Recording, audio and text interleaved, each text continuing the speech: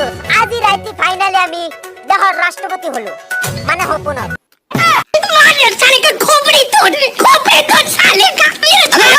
তো মই আপোনাক 1 কোটি টকা দিম কিন্তু এতিয়া নহয় আপোনাৰ মৃত্যুৰ এদিন পিছত আপুনি নিজে আহি লৈ যাব তো মহেই হল একমাত্ৰ সেলিব্ৰিটি প্ৰাণী যাৰ গান শুনি আমি সকলোৱে হাততালি দিবলৈ বাধ্য তেজস্বী লোক আমাৰ পাছ जितने शानदार প্ৰেম হল এটা মন্দিৰ আৰু মই সেই মন্দিৰৰ পিছফালে বহি থকা এটা ভিখাৰী मैं तुम्हें इतना चाहती हूँ कि मैं তো কেতিয়াবা মনটোত ভাল নালাগে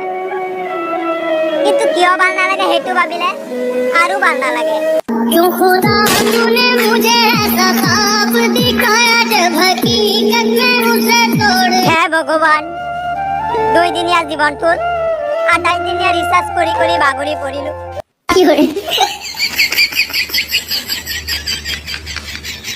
তো গাইস মোৰ মতে ৰিলেশনশ্বিপত যোৱা মানেই নিজৰ স্বাধীন জীৱনটোক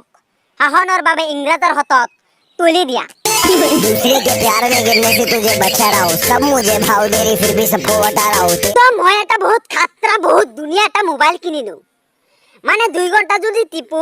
আৰু 1 ঘন্টা কাপোৰ ইস্ত্ৰি কৰিব পৰা যায়